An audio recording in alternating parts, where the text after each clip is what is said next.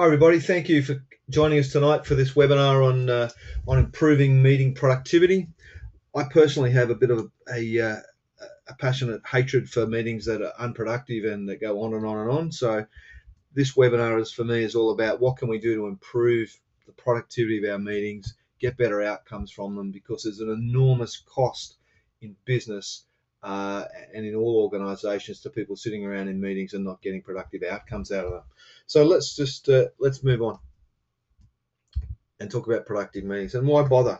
So some stats I found for you: the average CEO spends about 17 hours per week in meetings. Senior executives are up even 23 hours. Middle managers about 11 hours. So it's a lot of hours that management is spending in meetings a week, and some of you may even spend more than that time. The interesting fact is that senior and middle managers said that only 56% of their meetings were productive. They also added that a phone call or a memo could have replaced 25% of the meetings that they attend. So I don't think it matters where you sit on the continuum, the meeting continuum. We seem to be just wasting way too much time in our meetings. Now, I'm not suggesting that meetings are bad. I'm just suggesting that often the way we run them and our focus for them is not where we need to be, and that we probably shouldn't be spending all our waking hours in meetings. 23 hours a week in meetings is just crazy for lots of people. So let's talk then about, what can we do to reduce the number of meetings we're in and maybe increase the outputs or the outcomes from each of those meetings. And I've got sort of 5 tips for you here today. First thing is plan for success. So we're going to talk about what we're going to do to plan. We're going to talk about attendees, who should be there and why. We're going to talk about managing the time during meetings. We're going to talk about setting rules and processes up, and we're going to talk about being productive. Okay, so making sure we're productive. So let's work through each of those in turn. So I guess my first tip here is to plan your meetings. So I find that too many meetings are unplanned. We're not clear on what the purpose is. We don't understand what the rules are. We don't understand what we want to get from them. Meetings just happen.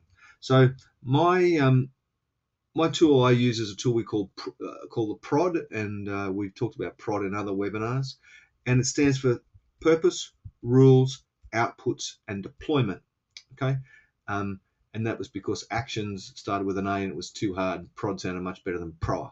Okay, so first thing you want to do is use this as a tool to plan or plan new meetings or current meetings. And the first thing is to sit down and say the purpose. Why bother? So why are we bothering to have this meeting? Is there a better way? Do we really need to have the meeting like that? But the first thing is to define is really clearly, what are we meeting for? What's the purpose of this meeting? What are we trying to achieve? The second thing then is to outline the rules.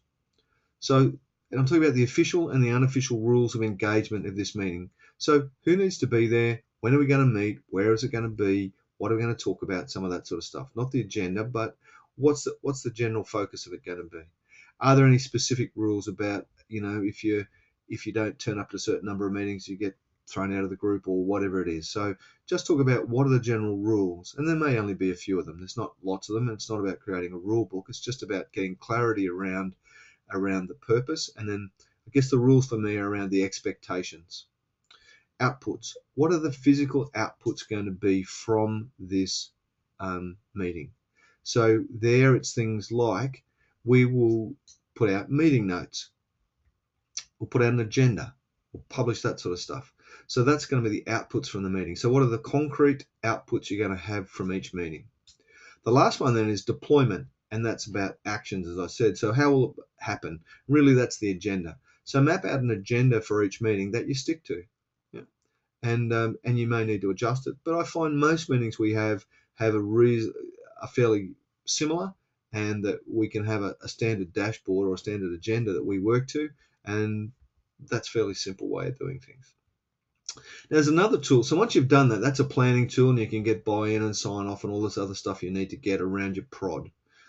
Then there's another tool that I use, and it's called PPP, and I use this at the start of every meeting where possible. And it comes from my colleague Mike Boyle, who from Banjar Consulting, and he talks about it as a tool that you use when you're cold calling, you're developing your plan for cold calling and sales. but I use it as a tool at the start of every meeting. And again, you just restate. So at the start of every meeting, in a 1-minute thing, you state the purpose, why we're here for, what's the process going to be today, so the agenda, what do we want the payoff to be? So why are we here? What do we hope to get out of this meeting? It's a really simple thing, and it's a really easy discipline to get into your head about how you're going to get the most out of this meeting. So planning, really important. Do the prod, map it out, get it right, so get the structure right, get all the thinking right, and then at the start of every meeting, just so everybody's clear, use purpose, process, payoff as a way of defining clearly why we're here and what we intend to do. That's my first tip. Second tip is about attendees. So you want to clarify attendees and roles. And if you look at it, so if somebody costs $50,000 per annum, if you look at it, that is actually a cost of $30 per hour. Yeah. So that's what their rate comes back to. So if you've got 5 people sitting around the table at $50K per annum, then you're looking at $150 per hour for those people to be sitting there. So you need to get a payoff from it. Chances are you're going to have people at much higher salaries on that sitting around the tables, and the costs start to get astronomical. Okay. So the first thing I would be doing is look at the prod.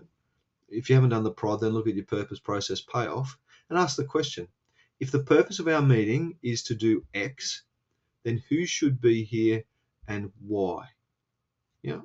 And look around and say, who's here as observer? Why are they here observing? So if they're not actively engaged in the meeting, or they're just there to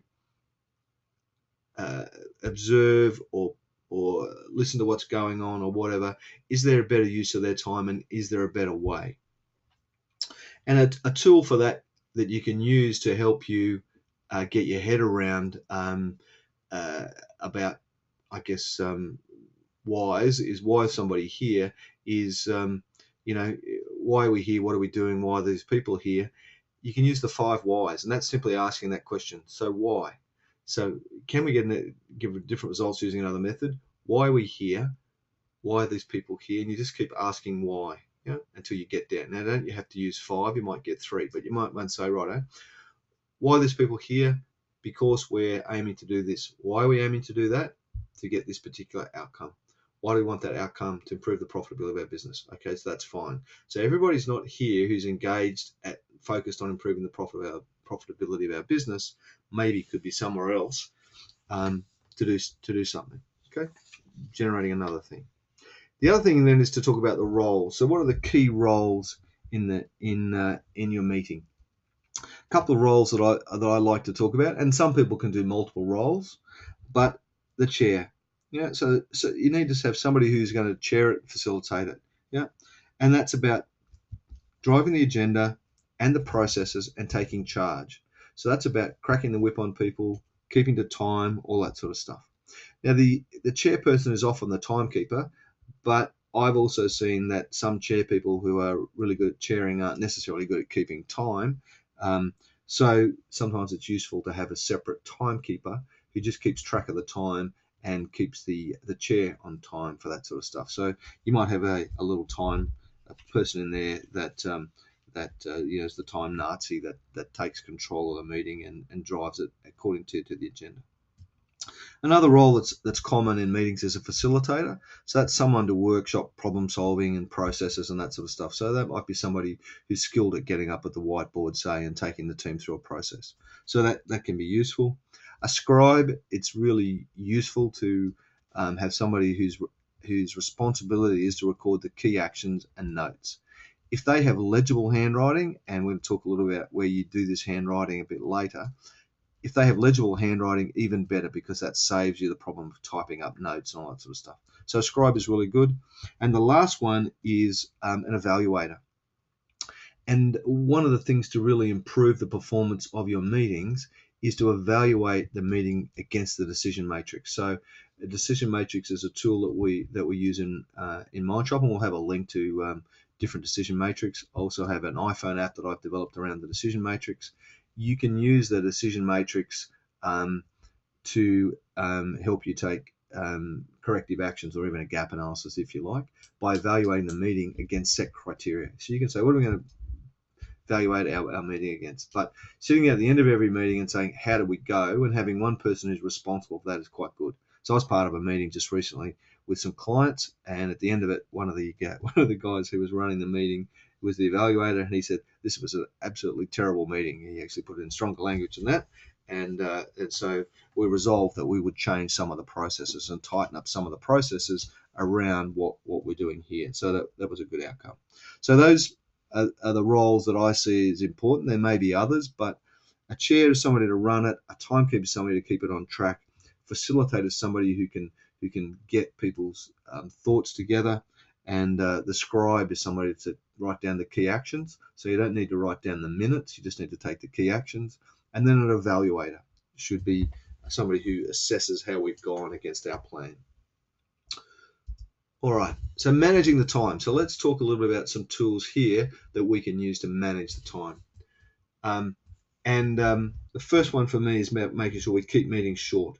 So one thing here you can do is just say, what will we have to do if we wanted to cut the time spent in this meeting by 50%?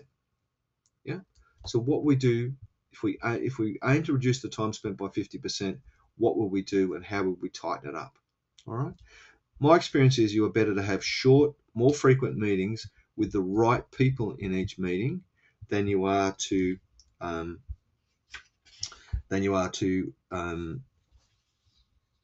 start and have much longer meetings less frequently with lots more people in them.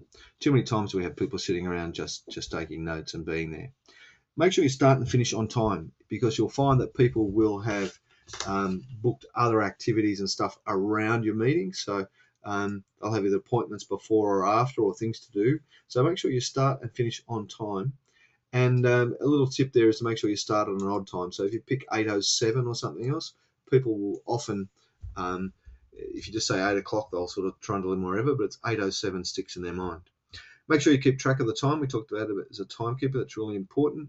When you look at your agenda, allocate the time for each agenda item and agree this in advance. So you can do that as part of your PPP at the front end if you like, but it's good to agree that this is how much we need to talk about, or you can circulate the agenda and get feedback on that prior to the meeting.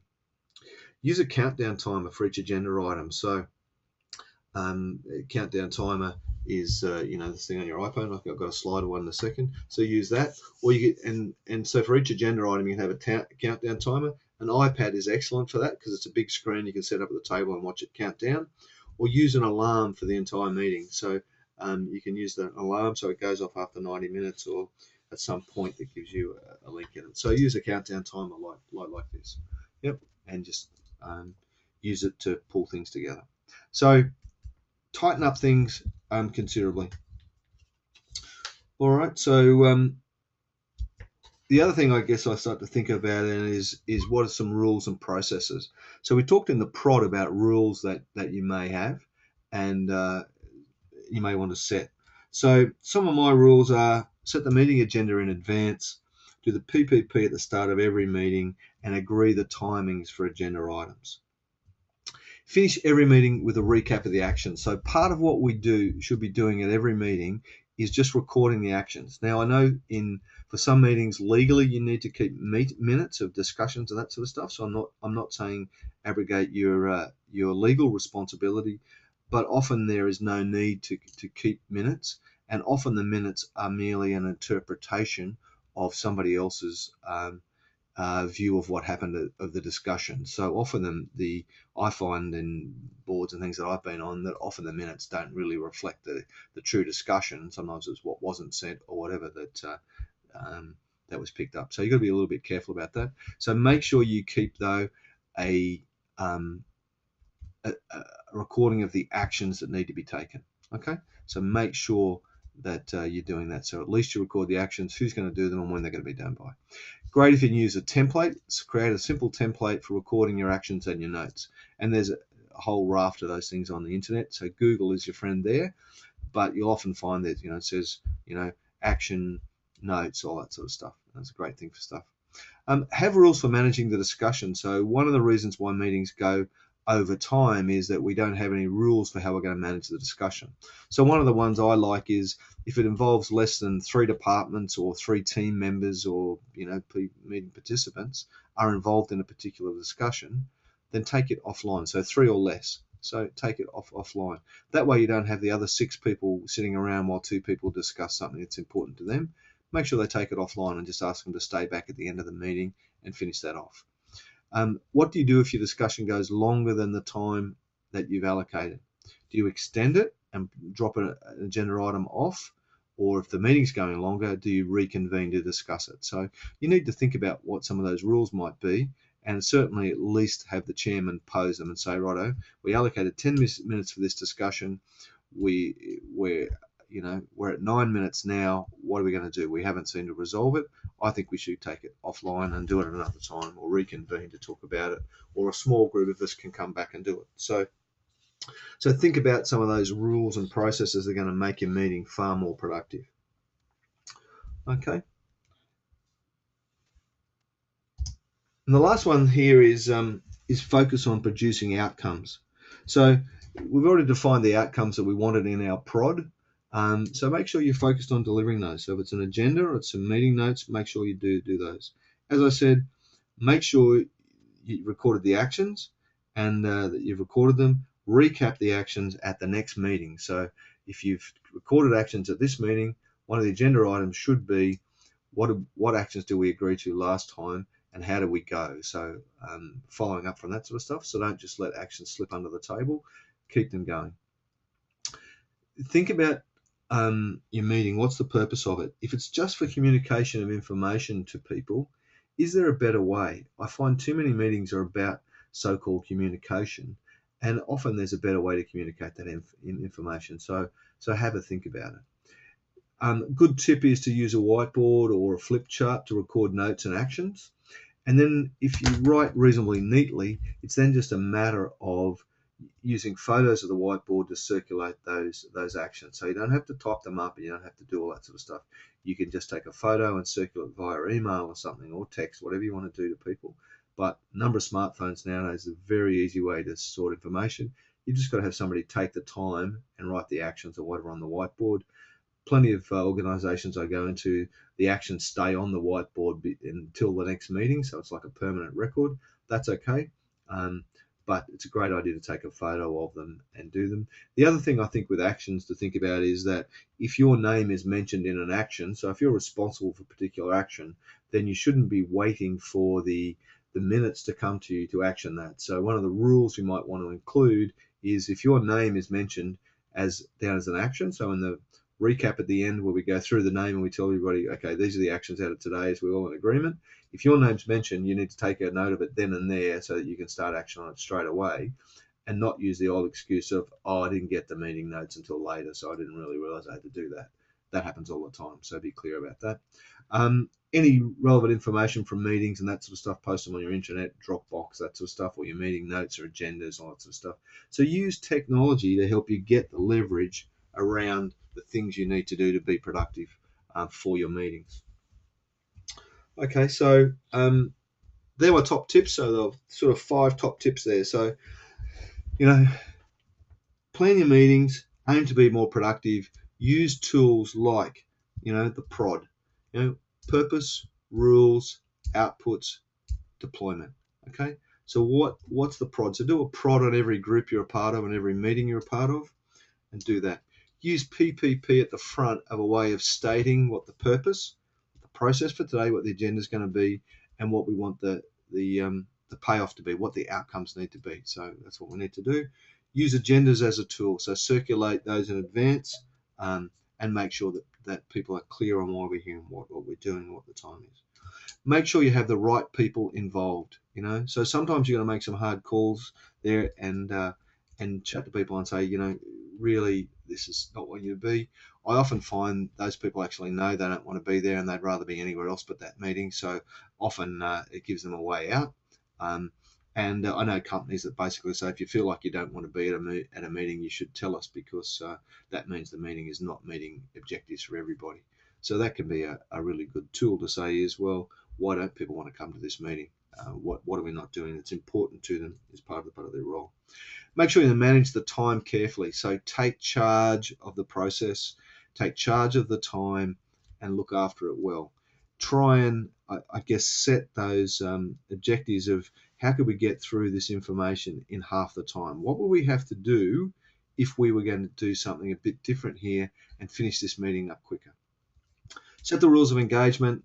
You know, how do we want to play this game? Are there any particular rules with this? What are the rules around discussion and all that sort of stuff? Be productive. Focus on actions and outputs. So make sure you collect actions. I believe meetings should all be about actions and discussion of those. So get stuck into what are the actions that drop out of this? What do we need to do about it? Who's going to do it by when? Be smart and use technology to enhance the communication around that. So take photos, do all those sorts of things. Just make sure you've got reasonable handwriting so people can write it. And we don't have to worry nearly as much about typing up and having official meeting notes and all that sort of stuff. A lot of time and energy wasted in typing up notes that really don't need to be typed for any reason whatsoever. So make sure you use the technology there to be as productive as possible. Just about done. Just some resources that I use here to help me here. I use an app called Whiteboard Capture Pro. It's an iPhone app. I'm not sure if it's available for Android, but it's a great app. And what it does is digitize your whiteboard, so it takes all the shine and the bright spots and all that stuff out of your off the back of the whiteboard, and it pops the writing pops up. So it makes it far easier and far more legible to read because it digitizes it. So it's a great app. I think it's a couple of bucks, but it's well worth getting. I use it all the time. And then you could email those whiteboard notes around to the team or whatever straight from that app. So it's pretty smart like that. Or you can just transfer it by using your iPhone. You can email it to yourself and pass it on to other people, whatever you need to do. Use the clock app. So, there's some great apps. I'm sure there's specialist meeting timer apps you can find as well. But use some of the tools that are easily available on iPhones, iPads, tablets, smartphones, all that sort of stuff. They've all got timers and of different sorts on them, and use them to do that. Make sure you're keeping the time up. Heaps of options for storage. You may have an internal intranet. Make sure you set up an area for it where you store all the stuff related to the meeting or the committee or whatever it is that you're on. You can also use Dropbox and Mozy and a whole heap of other iCloud, or there's a heap of online storage mechanisms that you can use in order to store materials and share those with the group and that sort of stuff. So they're pretty smart ways to do that. That way you're not emailing everything around. You just put it into the Dropbox and everybody knows it's there. If you wanted to, you can use a tool like Evernote is another tool for using that. So it's a great tool. You can have a notebook for each group. You can share those notebooks with multiple people. Every time there's a new addition to that, so the meeting notes you might take with Evernote and store in Evernote, every time you synchronize back then, everybody else gets the full copy. So there's no need to email anything. They just synchronize and the note picks it up. It's pretty smart. Tools like Basecamp and that sort of stuff are pretty good as well. They're more project management tools, but you can certainly use them to track your actions and do all that sort of stuff. And there's a heap of those. CRMs often have meeting systems built into them that allow you to track meetings and activities out of meetings. So some of the smart ones there. And Google Drive's another great storage medium from there. A couple of books you might want to read are really quite good. Death by Meeting by Patrick Lencioni I found was excellent, so that was really quite good. And read this before our next meeting. Was a bit of a manifesto on meetings and how we could really improve meetings and that sort of stuff by Al Pedant. I can't pronounce his name. I'm sorry, by Al P. So a couple of books there you might want to have a look at. There, I think even one of them could even be free or very cheap. So have a look at those. Some great options there. So meetings, massive cost to our industries, government, everything else. We spend a lot of time, tuning through meetings. Before we go to any questions, so if you've got any questions, you might start typing them into the questions box now. If you want to, just say, just put Mike in there and I'll open up the microphone for you if you want to verbally ask your question. while you're doing that, if you've got any questions, our next webinar is going to be on Thursday, June the 19th, so a couple of weeks away, 3 weeks away. Same time, 5:30 in the afternoon. We're going to be talking about lifting customer service in your business. So some tips and tools there for lifting customer service in your business. In the meantime, any questions?